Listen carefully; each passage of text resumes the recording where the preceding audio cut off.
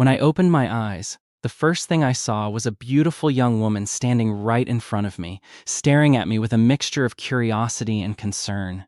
She kept asking who I was, where I had come from, and which tribe I belonged to.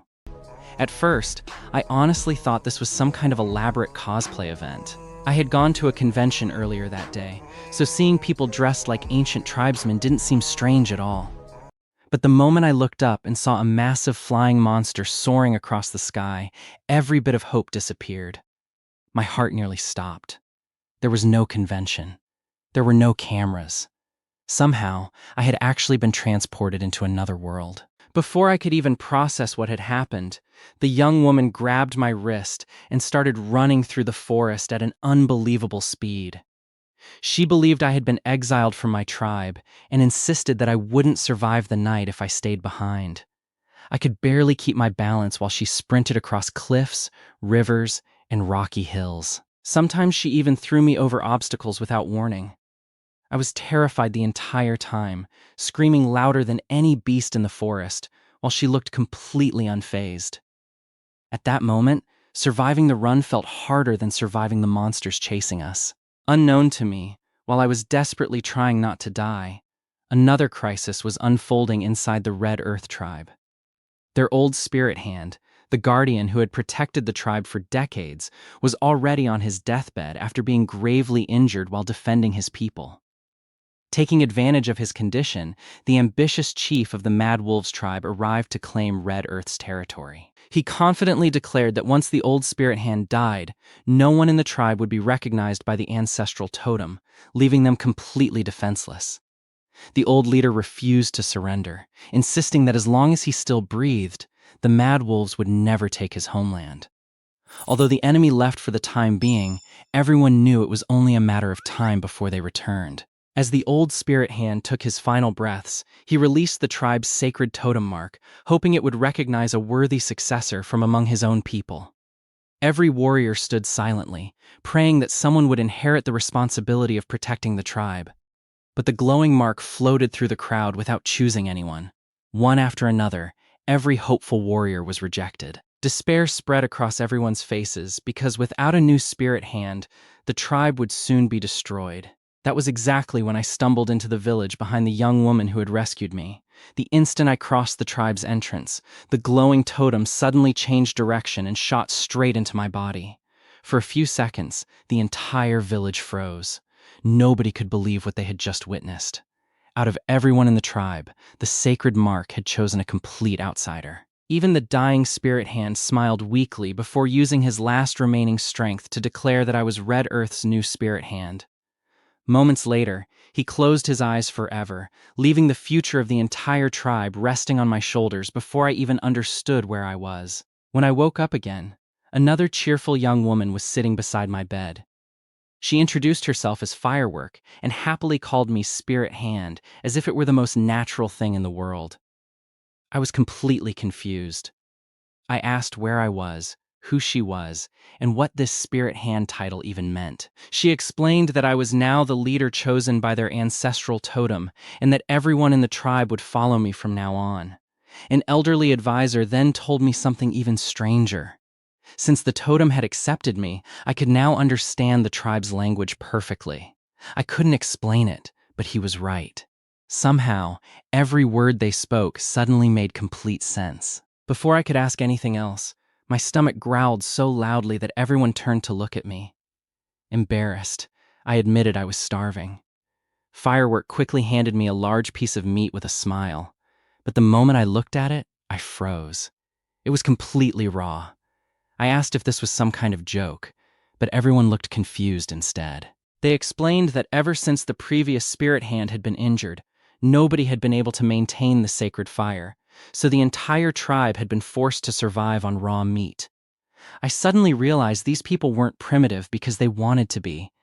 They simply had no other choice. Not everyone welcomed me as their new leader, though. A powerful warrior named General Kang Yan stepped forward and openly challenged my authority. He refused to believe an outsider deserved to become the spirit hand. According to him, if I truly carried the blessings of the ancestral totem, I should be able to reignite the sacred fire just like the previous leader. Everyone watched silently, waiting for me to fail. I simply smiled. Instead of relying on mysterious totem powers, I gathered a few dry sticks, wrapped a bowstring around one of them, and began spinning it as fast as I could. Smoke slowly appeared. Tiny sparks followed. Then, within seconds, bright orange flames burst into life. The entire tribe stared at the fire as if they had witnessed a miracle. They had believed only the spirit hand could create flames, yet I had done it using nothing but simple science. Even General Kangyan couldn't hide his shock. But I wasn't finished yet. I showed everyone that making fire wasn't some divine ability. Anyone could do it with the right technique. I patiently taught them how friction created heat, how dry wood ignited faster, and how to keep the flame alive. Before long, tribe members who had never touched fire in their lives were creating it themselves. Their faces lit up with excitement as much as the flames burning before them. At that moment, I realized something important. I hadn't just earned their trust. I had given them independence. That evening, everyone finally enjoyed properly cooked food again, and for the first time since arriving in this strange world, I felt like maybe, just maybe, I could survive here. But little did I know, creating fire was only the beginning. The problems this tribe faced were far greater than I had imagined. I couldn't stop thinking about something strange. The meat tasted terrible. It wasn't just because it had been raw before. The salt itself was awful. It was bitter, gritty, and left an unpleasant taste in my mouth. I asked Firework where they got it from. She proudly explained that the Red Earth tribe owned a natural salt field, one of the reasons the neighboring tribes constantly tried to invade them. The moment I heard that, an idea immediately came to mind. They already possessed one of the world's most valuable resources. They simply didn't know how to process it. The next morning, I gathered everyone and led them to the salt field. Instead of collecting the salt directly like they always had, I instructed them to build several clay ponds for filtering. At first, nobody understood why I wanted so much extra work. Some even wondered if I knew what I was doing. I calmly explained every step, showing them how layers of sand and grass could remove impurities before boiling the water. Then I carefully skimmed away the dirty foam that floated to the surface as the water evaporated. Hours later, bright white crystals finally appeared inside the stone pot. The entire tribe stood there speechless. The bitter, dirty salt they had used for generations had transformed into pure white refined salt. Everyone rushed forward to taste it, and the difference was unbelievable. Even the elder couldn't stop praising it. For them, it was nothing short of a miracle. For me, it was simply middle school science. As everyone celebrated another breakthrough, the tribe's elder approached me and said the previous spirit hand had left something behind specifically for his successor. My heart immediately started racing. Ever since arriving in this world, everyone kept talking about mysterious totem powers. Maybe this was finally my chance to understand them. The elder led me into a quiet stone chamber and instructed me to sit down, close my eyes, and focus on the fragments of the ancestral totem. The moment I followed his instructions, the world around me completely disappeared. When I opened my eyes again, I found myself standing inside an endless white space. Before I could react, an enormous surge of energy exploded through my body. My muscles rapidly expanded. My entire body became much larger, and I felt lighter than air. I sprinted forward faster than I had ever moved in my life. Then, without even realizing it, I opened my mouth and unleashed a stream of blazing fire that shot across the empty world. I immediately snapped back to reality. Excited, I told the elder everything I had experienced. His expression changed instantly. According to him, the previous spirit hand had only mastered 3 totem abilities after years of cultivation, and I had awakened all 3 during my very first attempt. He couldn't hide his excitement. In his eyes, I wasn't just another successor anymore. I was someone who could lead Red Earth into an entirely new era. News spread through the village faster than wildfire. Everyone gathered outside, discussing how the new spirit hand had already surpassed the old one. More importantly, my abilities meant I could awaken ordinary tribe members into powerful totem warriors. The volunteers lined up almost immediately. General Kangyan was the first to step forward. Even though he had doubted me before, he refused to miss this opportunity. I placed my hand on his shoulder and carefully released my totem power into his body. A powerful aura erupted around him as his bloodline awakened. He had officially become Red Earth's newest totem warrior. One after another, I awakened Firework, King Teng, Shuang, and another talented hunter. Every successful awakening filled the tribe with excitement, but each one drained my own strength considerably. By the time I finished empowering the fifth warrior, my vision blurred. My legs gave out beneath me, and I nearly collapsed onto the ground. The elder quickly stopped everyone from volunteering. He explained that awakening totem warriors consumed an enormous amount of energy, and that I needed time to recover before empowering anyone else. Although many tribe members looked disappointed, they understood that this was only the beginning. One day, everyone would have their chance. For the first time in many years, Red Earth finally possessed a spirit hand once again, along with 5 newly awakened totem warriors. Unfortunately, our growing strength hadn't gone unnoticed. Hidden deep within the surrounding forest, 2 scouts from the Mad Wolves tribe had been watching everything from the shadows. They witnessed the awakening ceremony with their own eyes and immediately realized the rumors were true. Red Earth had truly gained a new spirit hand. The spies hurried back to report everything to their chief. A few nights later, however, they returned under the cover of darkness, hoping to sneak inside our village and learn even more. They thought nobody would notice them. They couldn't have been more wrong. Our patrols spotted them almost immediately. General Kang Yan and Firework quickly surrounded the intruders before they could escape. Bound with thick ropes, the 2 spies were dragged directly in front of me while everyone waited to hear my decision. Many of my warriors wanted to execute them on the spot. Others suggested torturing them for information. I looked at the frightened spies for a moment, then smiled. I have a much better idea. And that single decision would soon force the Mad Wolves tribe to reveal what they were truly planning. Instead of punishing the 2 spies, I ordered my warriors to untie them. Firework looked at me like I had completely lost my mind, while General Kang Yan couldn't understand why I would let enemies walk away after they had infiltrated our village. I simply told them to trust me. If we killed the spies, the Mad Wolves would only become more cautious. But if we released them, they'd report everything they had seen with their own eyes. I wanted their chief to know exactly how much Red Earth had changed. Before sending them back, I ordered the guards to double the night patrols and constantly change their routes. If the Mad Wolves wanted to spy on us again, they were going to have a much harder time. Several peaceful days passed without any response from the Mad Wolves, but I wasn't fooled. Silence didn't mean safety.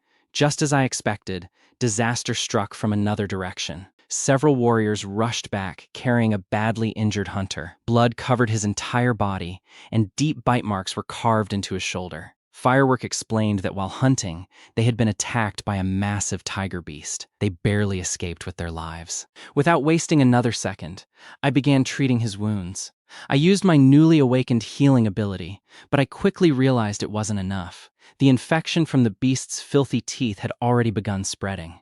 I immediately ordered everyone to collect specific medicinal herbs while I cleaned the wound myself. Once the herbs were brought back, I crushed them into a medicinal paste and carefully covered every injury before wrapping it with clean animal hide. Thankfully, the bleeding stopped, and his breathing slowly became stable.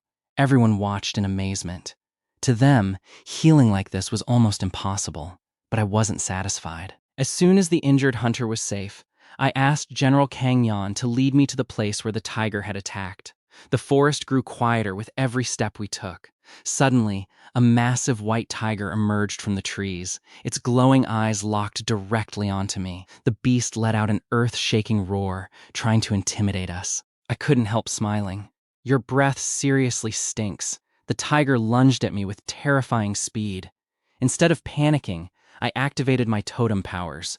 My body became faster, stronger, and far more agile than before. Rather than dragging the fight out, I carefully avoided its attacks, found an opening, and overwhelmed it with sheer strength before finishing the battle with my fire breath. The entire fight ended far quicker than anyone expected. When Firework ran over, her eyes were practically sparkling. She couldn't stop praising me, while the other warriors looked at me with even greater respect than before. But defeating one beast wasn't what excited me the most. During that battle, I realized something important. My tribe didn't need stronger individuals. They needed smarter strategies. The very next day, I gathered every totem warrior for special training. Instead of charging directly at prey like they always had, I introduced them to something completely new: a hunting net. At first, everyone stared at the tangled ropes in confusion. They couldn't imagine how something so simple could stop a ferocious beast. I patiently showed them how to twist plant fibers into strong ropes, tie secure knots, and weave massive nets capable of trapping prey many times larger than themselves. Among everyone, Qing Teng and Shuang learned the fastest. Their hands moved so skillfully that even I was impressed. With the nets finally complete, it was time to test them. We entered the forest together and surrounded a giant wild boar. Instead of chasing it recklessly, everyone followed my instructions. We slowly guided it toward the hidden net. The moment it charged forward, the trap snapped shut, wrapping around the beast before it could escape. The warriors rushed in together, bringing it down with almost no injuries. The entire tribe erupted with excitement. Something that once required risking countless lives had suddenly become safe and efficient. Food was no longer our biggest problem. That left another issue I couldn't ignore: water. While walking through the village, I noticed everyone drinking directly from a nearby pond without any treatment. I asked Firework whether people often became sick after drinking it. She casually admitted that stomach pain happened all the time, but everyone believed it was perfectly normal. I knew exactly what the real problem was. The water was filled with dirt, parasites, and bacteria. Once again, I gathered the tribe and taught them how to build 3 connected filtration ponds. Layer by layer, we used clay, sand, and grass to remove impurities before boiling the water to kill anything harmful that remained. When the first batch was finally ready, General Kang Yan took a careful sip. His eyes immediately widened. The water tasted cleaner, sweeter, and fresher than anything they had ever drunk before. For the second time since arriving in this world, I watched an entire tribe realize that what they once believed was impossible was actually incredibly simple. Not long after solving the water problem, our guards announced that visitors had arrived, the Mad Wolves. Their chief stepped forward with an unusually friendly smile, claiming he wanted to discuss trade instead of war. General Kang Yan immediately reached for his weapon, convinced it was another trick, but I stopped him. If both tribes could benefit, there was no reason to reject the opportunity. The negotiations lasted quite a while. In exchange for our refined salt, purified water, and several useful technologies, they agreed to provide valuable animal hides, refined iron ore, and other important resources. Before leaving, the Mad Wolves chief also invited us to participate in the upcoming West Mountain Hunting Conference, where every nearby spirit hand would gather for a grand hunting competition. After they disappeared into the forest, I stood there quietly thinking. Everything about that meeting felt too easy. I looked toward my warriors before giving my next order. If they're planning something, we'll be ready. Without wasting another second, I ordered the tribe to begin building stronger walls, deadlier traps, and better defenses around Red Earth. Because somehow, I had a feeling the real test was about to begin. The following morning, the entire village threw itself into construction. Under my instructions, sharpened wooden stakes surrounded the outer walls, deep concealed pits were dug along likely invasion routes, and rotating patrols guarded every entrance day and night. Some people thought I was preparing for a war that might never happen, but I knew better. In my world, it was always better to prepare for danger than regret it later. A few days later, we traveled to the West Mountain Hunting Conference. Tribes from all over the region had gathered to prove their strength by hunting the most dangerous beasts. At first, everything seemed peaceful. Each tribe spread out into different parts of the forest, searching for prey. But I couldn't shake the feeling that something wasn't right. The forest was unusually quiet, almost as if every beast had suddenly disappeared. I couldn't have been more right. Without warning, an enormous tiger spirit beast burst out from the trees and charged straight toward the Mad Wolves chief. Chaos erupted instantly. General Kang Yan looked at me, waiting for my command. I ordered everyone to spread out exactly as we had practiced. Instead of fighting the beast head-on, we lured it into position while several warriors prepared the giant hunting net. At the perfect moment, they threw it forward, trapping the tiger just long enough for everyone to attack together. Working as one, we finally brought the monster down before it could kill anyone else. The Mad Wolves chief stared at me in disbelief. He had expected me to abandon him. Instead, I had saved his life. Just when everyone believed the competition was over, another shocking truth came to light. The 2 spies I had released earlier confessed everything. It turned out the Mad Wolves' own deputy chief had secretly manipulated the situation, deliberately driving dangerous beasts toward Red Earth's territory in hopes of wiping us out without starting an open war. Furious after hearing the truth, the Mad Wolves' chief punished his own brother in front of every tribe. He publicly apologized for everything that had happened and even offered valuable resources as compensation.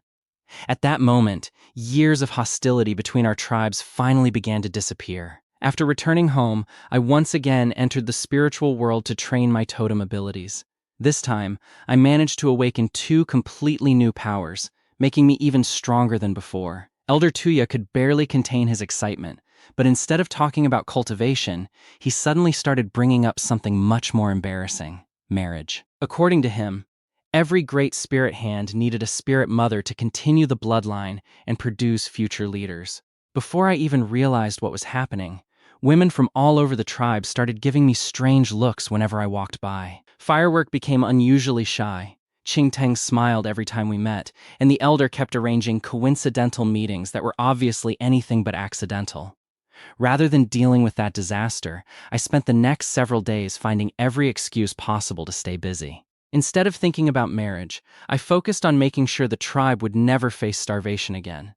Rather than hunting every young animal we found, I ordered everyone to capture piglets and baby birds alive. At first, nobody understood why I wanted to keep food instead of eating it immediately. A few months later, they finally understood. Those tiny animals grew into large herds that could reproduce on their own, giving the tribe a constant food supply without relying entirely on hunting. As our food became more stable, I introduced organized military training. Instead of fighting individually, our totem warriors practiced formations, teamwork, and coordinated attacks every single day. Watching them improve was incredibly satisfying. They were no longer just brave hunters. They were becoming a true fighting force. Soon, neighboring tribes began visiting Red Earth one after another. News of our refined salt, clean water, and incredible inventions had spread throughout the region. We traded for iron ore, medicinal herbs, animal hides, and many other valuable resources, making every tribe stronger through cooperation instead of conflict. Still, after eating roasted meat every single day, I finally reached my limit. There has to be something better than this. That thought led me to introduce pottery.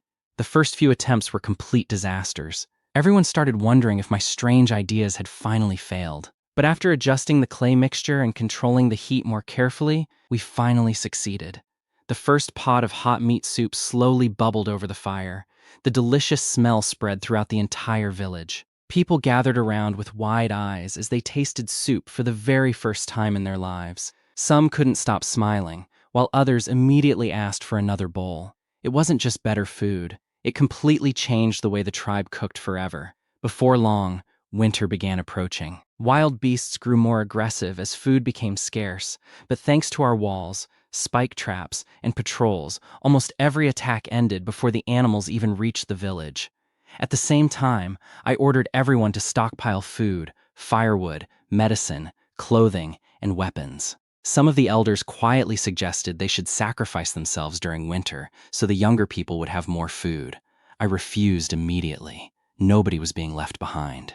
Instead, I introduced stronger houses with proper roofs, thicker walls, and better insulation to keep everyone warm throughout the Ice Age. Watching the elderly smile as they moved into their new homes reminded me exactly why I was working so hard. As Red Earth's influence continued growing, 3 neighboring tribal leaders came to learn my livestock farming methods. I agreed, but only under one condition. Instead of becoming rivals, we would become allies. Every tribe would warn the others about dangerous beasts, defend one another against attacks, and prioritize fair trade over pointless wars. After discussing it for hours, all 3 leaders accepted.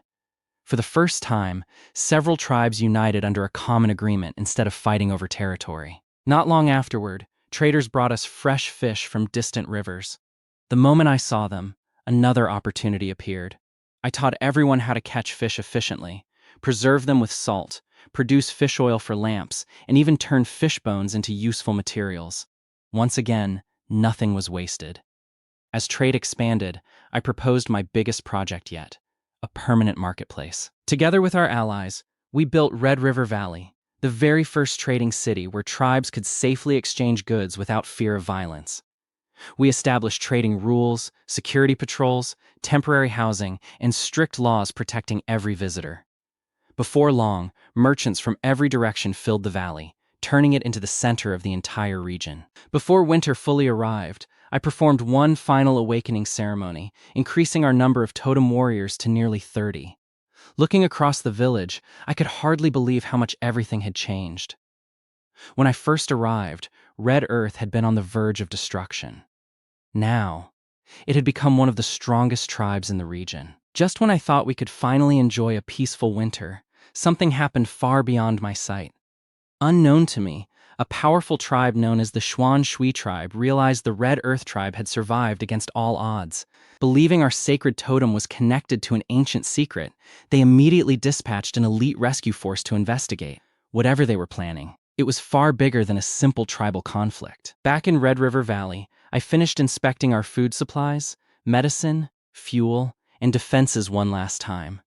Satisfied that everyone was ready for winter, I finally allowed myself to relax. That evening, the entire tribe gathered around laughing together and playing card games. Ironically, despite coming from the modern world, I somehow lost almost every single round, giving everyone plenty of reasons to laugh at their supposedly brilliant spirit hand. For the first time since arriving in this strange world, I truly felt like I had found a place I could call home. But as the night grew darker, two mysterious figures silently watched our thriving tribe from a distant cliff. I had no idea they were there, or that they would soon bring challenges unlike anything I had faced before. If you enjoyed this recap, don't forget to leave a like, subscribe to the channel, and turn on notifications so you never miss another anime recap. Thanks for watching, and I'll see you in the next recap.